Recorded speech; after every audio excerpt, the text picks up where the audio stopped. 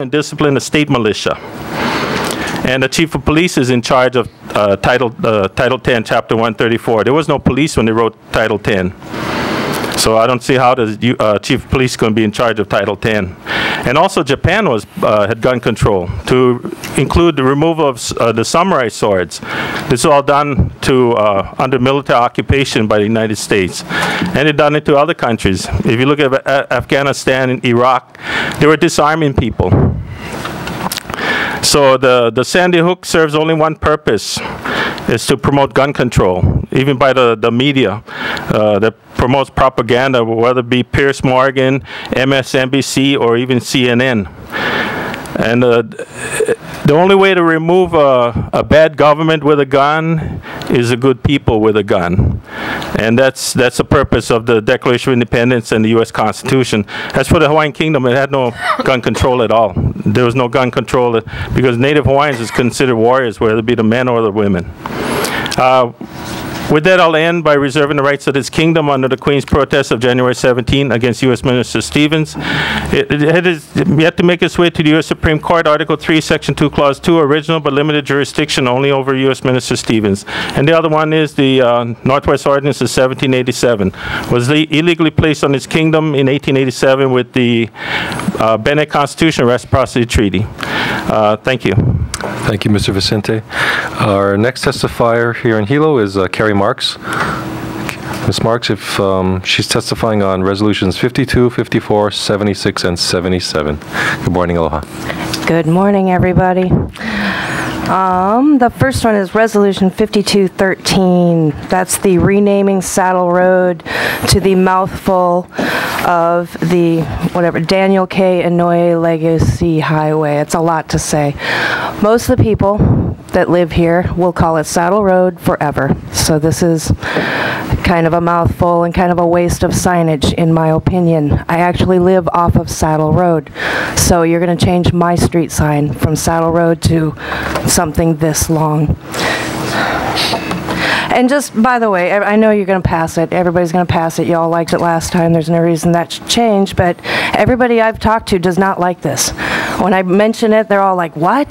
Plus, he's getting the pharmacy building named after him already. So that might be a better legacy than a highway that's going to go into disrepair and not get mowed here pretty soon. On Resolution 5413, that's the rebate from Hawaii Energy for the streetlights. That's a great idea.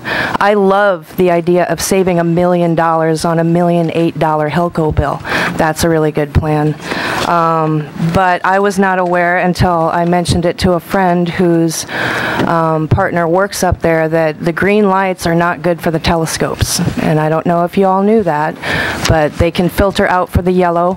It's harder for the green. So they're not real happy with the green street lights. I know it's a major boon to the budget and all of that, and they work great. Everybody's had really good comments about the light they provide, and they're all good. But I just wanted to make you all aware of that you're causing a problem for the telescopes by changing out the lights to the green hue. I only had a couple. The Veterans Center in West Hawaii. Strongly support that. I think that's a great idea.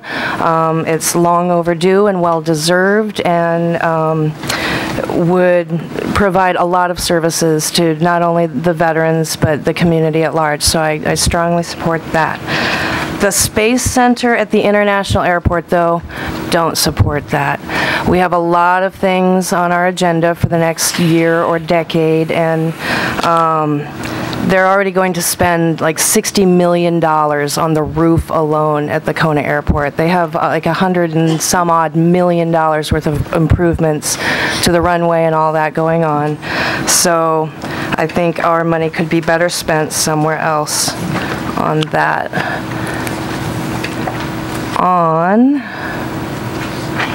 The Kona Emergency Shelter. I just wanted to say that I strongly support that too. Again, long overdue.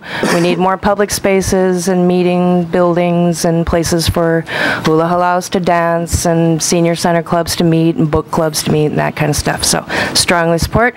Good job, you guys. Aloha. Have a good day. Aloha. Thank you, Ms. Marks. Okay, our next testifier is Mark McNett. He'll be testifying on communications, resolutions, bills, and report numbers. Good morning, Mr. McNett. Good morning, Mr. Chair. I'll try and be relatively brief. The first thing I've got is Resolution 52 and the Attendant Communication 115.1. You know, the late great senator was very clear that he didn't want things named after him. And I agree that his wishes should be honored. Apparently the state legislature feels otherwise. I first saw him at one of these campaign eve rallies, and I just happened to be running for the House of Representatives of the United States at the time, and I was standing shoulder to shoulder with the eventual, inevitable, invincible winner, and who served honorably several terms.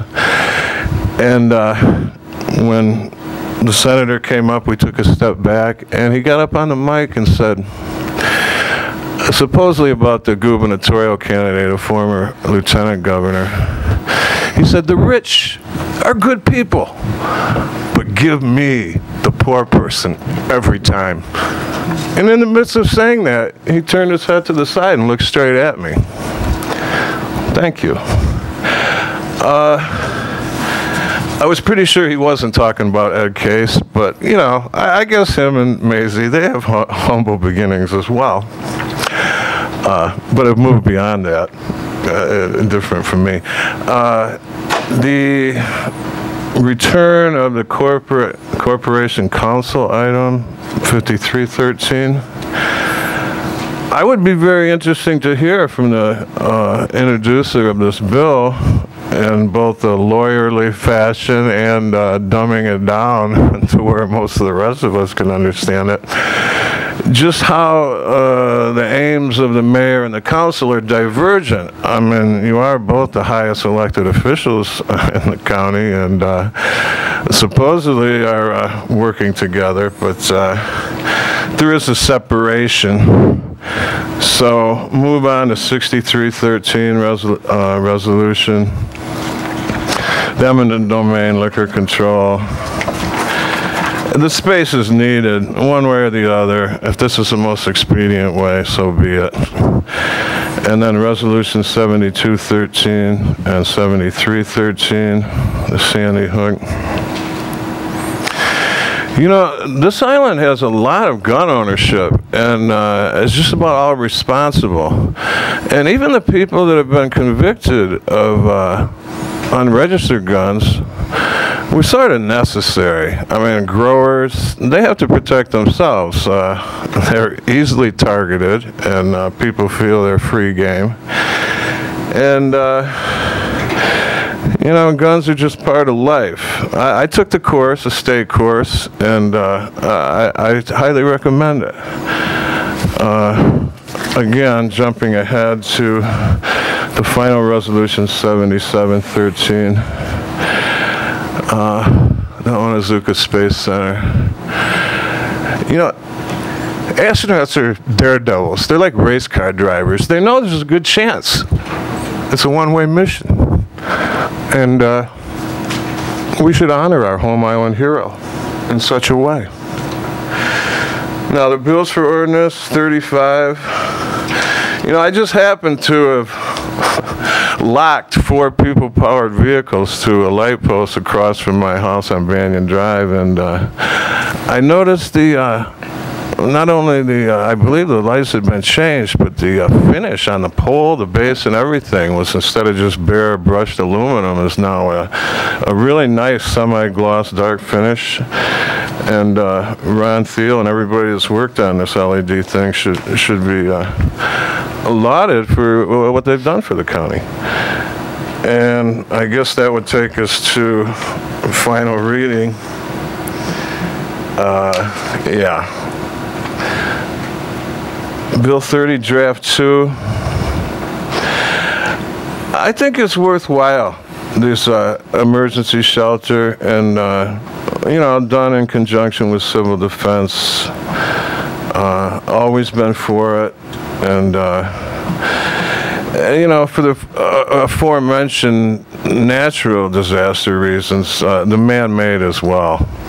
Now, in the Nuclear War Survival Manual, they caution, if you don't think you'll be a good fit or mesh well with the other people in the shelter, they advise you to go it on your own and find some other way. So that's probably what I'll be doing. And the last bill, 34, the PONC maintenance, or actually the PONC funds increase. Monday morning, I was unable to attend the commission meeting, but I did stop by there half an hour early to get the agenda, the minutes, and so forth. And I found it interesting that my name got thrown around a lot in the previous meeting. The meeting was actually interrupted by a fire drill from 10:13 to 10:26, and I was still being discussed at the resummation of the meeting at 10:26. So I simply repeated what a PONC commissioner had told me on a phone call long ago, and it had to do with both mayors being against the PONC creation and the commission, and also another high county official. And I was simply repeating what she told me.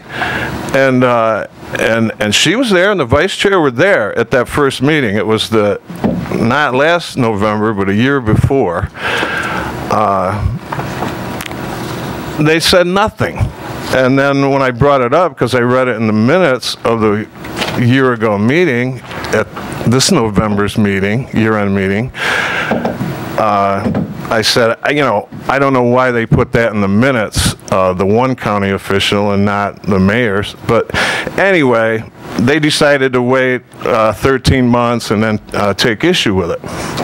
Now, as far as the PONC program in general, I will refer you to Finance Committee Communication 406, dated October 17, 2011. And if you go down to the third to last page, it's documented, half page, approximately newspaper ads, never registered with a county or state as lobbyists. And from your campaigning, newspapers don't give away half page ads. West Hawaii Today and Hilo Tribune, and I believe it was in the free paper. I have not been able to confirm that. And I'm sorry I did not stop the clock on this. And also, I saw on their agenda that they had sunshine law training on deck for them, and I thought, the way they set this whole thing up with special meetings and 2 days notice in their own rules of the commission, I would say whoever the author was of that whole PONC legislation probably could have benefited from some sunshine law training when they tried to do that. And I guess I'll cut this item short and just move on to the reports PC 17 through PC 25. And I also brought 14 copies along with the first 2 pages of the minutes of the January meeting of the PONC, and I brought 14 copies of the King Kalakaua authored book. And let's see, that would be, I know it's Kanaka Wale, W-A-L-E, a private citizen. Next definition, Kanaka Maoli, an actual slave. So you know, I'm one of the people, and it's no secret, hardly a secret, that believe that the Hawaiian Kingdom was overthrown, and unconstitutionally so under the U.S. Government by a joint resolution of Congress, and that it will be restored. Events could hasten it if, say, the volcanoes went crazy, like the one in the Philippines, and they closed the Clark Air Base or whatever.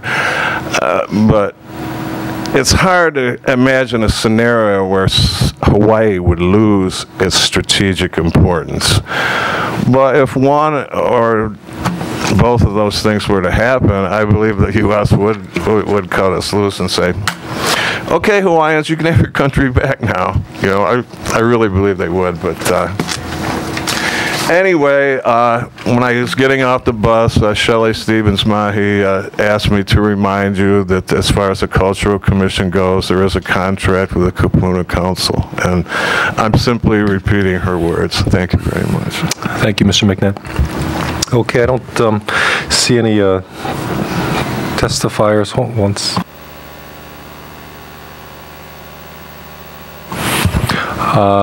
Checking with other sites to see if there's any other testifiers. I think there's someone at the testifiers table that may want to testify, so we're going to hold on for about a few seconds here to allow the person to sign up.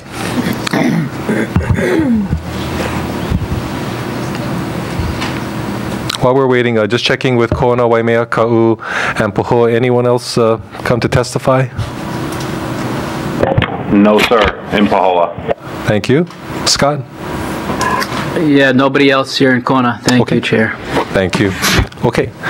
Our next testifier.